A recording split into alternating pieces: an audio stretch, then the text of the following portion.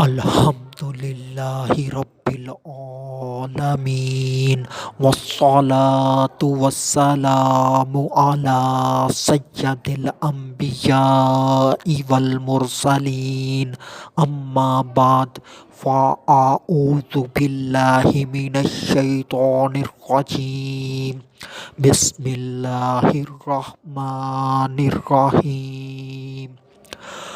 الا ان اولیاء اللہ لا خوف علیہم ولا هم یحزنون۔ صدق اللہ العظیم۔ خبردار، بے شک اللہ کے ولیوں پر نہ کوئی خوف ہوگا اور نہ وہ غمگین ہوں گے۔ آج کا جو میرا عنوان ہے وہ ہے حضرت سیدنا خواجہ غریب نواز رحمۃ اللہ تعالی علیہ کی دین کے لیے خدمات۔ درود پاک کی فضیلت نبی اکرم نور مجسم شاہ آدم و بنی آدم سیاہ لامکاں شب اسرا کے دھولا مصطفیٰ جان رحمت صلی اللہ علیہ وآلہ وسلم نے ارشاد فرمایا، تمہارا مجھ پر درود پاک پڑھنا پل صراط پر نور ہے۔ صلو علی الحبیب صلی اللہ تعالی علی محمد صلی اللہ علیہ وآلہ وسلم۔ پڑھیے، الصلاۃ والسلام علیک یا رسول اللہ وعلی آلک واصحابک یا حبیب اللہ۔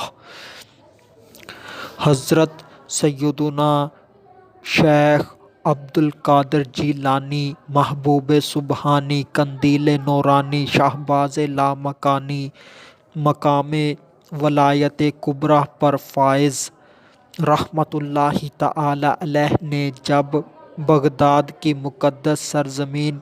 پر جلوہ افروز ہو کر ارشاد فرمایا، میرا یہ قدم اللہ کے ہر ولی کی گردن پر ہے، تو اس وقت حضرت سیدنا خواجہ معین الدین چشتی اجمیری سنجری عطائے رسول وارث النبی رحمۃ اللہ تعالی علیہ ملک خراسان میں ایک پہاڑی کے دامن میں رہ کر اللہ پاک کی عبادت کیا کرتے تھے۔ تو جب حضرت سیدنا خواجہ معین الدین چشتی اجمیری حسن رحمۃ اللہ تعالی علیہ نے جب حضرت سیدنا شیخ عبدالقادر جیلانی رحمۃ اللہ تعالی علیہ کا کلام فرمان سنا، تو حضرت سیدنا خواجہ غریب نواز رحمۃ اللہ تعالی علیہ نے فوراً اپنی گردن جھکا لی اور عرض کیا، آپ کا قدم میرے سر اور آنکھوں پر ہے۔ حضرت سیدنا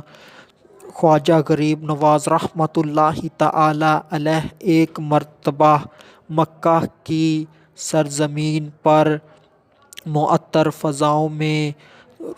مراقبہ کیے ہوئے تھے، تو دوران مراقبہ ہاتف غیب سے آواز آئی کہ ہم تجھ سے راضی ہیں، مانگ، کیا مانگتا ہے تجھے عطا کیا جائے گا۔ تو حضرت سیدنا خواجہ غریب نواز رحمۃ اللہ تعالی علیہ نے عرض کیا، الہی میرے تمام مریدوں کو بخش دے۔ تو ہاتف غیب سے آواز آئی، بخش دیا۔ تو حضرت سیدنا خواجہ غریب نواز رحمۃ اللہ تعالی علیہ عطائے رسول تاج الاولیاء وارث النبی سلطان الہند چشتی اجمیری سنجری حسن رحمۃ اللہ تعالی علیہ نے عرض کیا، الہی میں اس وقت تک جنت میں قدم نہیں رکھوں گا جب تک میرے سارے مرید جنت میں نہ چلے جائیں۔ حضرت سیدنا خواجہ غریب نواز رحمۃ اللہ تعالی علیہ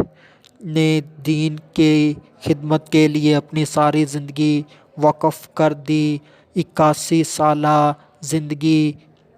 میں آپ رحمۃ اللہ تعالی علیہ نے ابتدائی زندگی میں دین اسلام کا ظاہری علم حاصل کیا، یعنی کہ شریعت کا علم حاصل کیا، اور اس کے بعد طریقت کا علم حاصل کیا، یعنی کہ باطن کی پاکیزگی کے لیے، صفائی کے لیے پیر کامل کی تلاش میں نکلے، اور پیر کامل جو انہیں ملا وہ حضرت سیدنا سخی شہباز لال قلندر رحمۃ اللہ تعالی علیہ ہیں، جن کا اصل نام عثمان ہارونی ہے۔ تو انہوں نے حضرت سیدنا خواجہ غریب نواز رحمۃ اللہ تعالی علیہ کو معرفت کی منازل طے کروائیں، اللہ پاک کے قرب خاص میں ایک مقام دلوایا۔ تو اس کے بعد حضرت سیدنا خواجہ غریب نواز رحمۃ اللہ تعالی علیہ کو ہند کی ولایت عطا کی گئی۔ تو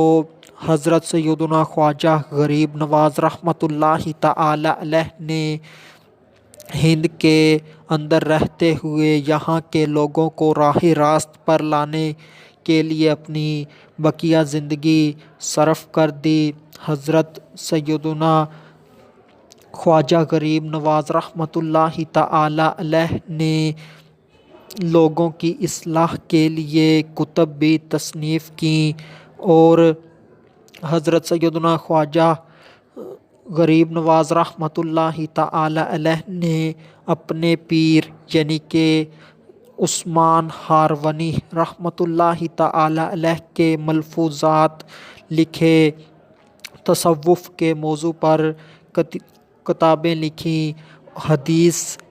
کے اوپر کتاب لکھی، اور اس طرح جہاں سے بندہ ناچیز نے مطالعہ کیا ہے وہاں پر 7-8 کتابوں کا ذکر ہے۔ اور اس کے علاوہ حضرت سیدنا خواجہ غریب نواز رحمۃ اللہ تعالی علیہ کے پاس ہر وقت لوگوں کا ہجوم لگا رہتا تھا۔ ان لوگوں کے اندر حضرت سیدنا خواجہ غریب نواز رحمۃ اللہ تعالی علیہ کے مریدین اور عقیدت مند شامل ہوتے تھے۔ تو حضرت سیدنا خواجہ غریب نواز رحمۃ اللہ تعالی علیہ اپنے چاہنے والوں کی جب کوئی اصلاح کرتے، کوئی ارشاد فرماتے، تو حضرت سیدنا خواجہ غریب نواز رحمۃ اللہ تعالی علیہ جو ارشاد فرماتے تو ان کا ارشاد فرمانا ان کے مرید اور خلیفہ اکبر حضرت سیدنا بختیار کاکی رحمۃ اللہ تعالی علیہ ان کا ہر فرمان لکھ لیتے، اور اس طرح سے حضرت سیدنا بختیار کاکی رحمۃ اللہ تعالی علیہ نے اپنے پیر و مرشد حضرت سیدنا خواجہ غریب نواز رحمۃ اللہ تعالی علیہ کے تمام فرامین لکھے، جو لوگوں کو حضرت سیدنا خواجہ غریب نواز رحمۃ اللہ تعالی علیہ نے ارشاد فرمائے تو ان کو جمع کیا۔ تو اس سے حضرت سیدنا بختیار کاکی رحمۃ اللہ تعالی علیہ نے ایک کتاب مرتب کی، اور اس کتاب کو دلیل العارفین کے نام سے جانا جاتا ہے، اور یہ مارکیٹ میں بھی انشاءاللہ دستیاب ہوگی۔ تو اس طرح سے ایک سلسلہ ہے حضرت سیدنا خواجہ غریب نواز رحمۃ اللہ تعالی علیہ کی زندگی کا، کہ انہوں نے سب سے پہلے دین حاصل کیا، شریعت کا علم حاصل کیا، اس کے بعد طریقت کا علم حاصل کیا، حقیقت کا پھر علم حاصل کیا۔ شریعت، طریقت اور حقیقت یہ کچھ اس طرح سے سمجھ لیں کہ شریعت یہ ہے کہ اگر کسی بندے کے پاس 100 روپے ہوں اور اس کے اوپر زکوٰۃ لازم آتی ہو تو وہ 2.5 روپے اللہ کی راہ میں زکوٰۃ کے دے دے، اور طریقت یہ ہے کہ اگر کسی کے پاس 100 روپے ہوں اور اس کے اوپر زکوٰۃ لازم آتی ہو تو وہ 2.5 روپے اپنے پاس رکھ لے اور 97.5 روپے اللہ کی راہ میں دے دے، اور حقیقت یہ ہے کہ بندہ سب کچھ اللہ کی راہ میں قربان کر دے اور اپنے پاس کچھ نہ رکھے، جیسے کہ حضرت سیدنا ابو بکر صدیق رضی اللہ تعالی عنہ نے حقیقت پر عمل کیا اور سارا مال اپنے گھر کا اللہ کی راہ میں دے دیا اور گھر میں سوئی تک بھی بچا کے نہ رکھی۔ مگر جو ہم جیسے لوگ ہیں ان پر لازم ہے کہ یہ صرف شریعت کے اوپر عمل کریں، اور جو اللہ کے نیک بندے ہوتے ہیں وہ طریقت اور حقیقت پر عمل کرتے ہیں، ان لوگوں کا گناہ کرنا تو دور، یہ گناہ کے راستوں کے قریب بھی نہیں پھٹکتے۔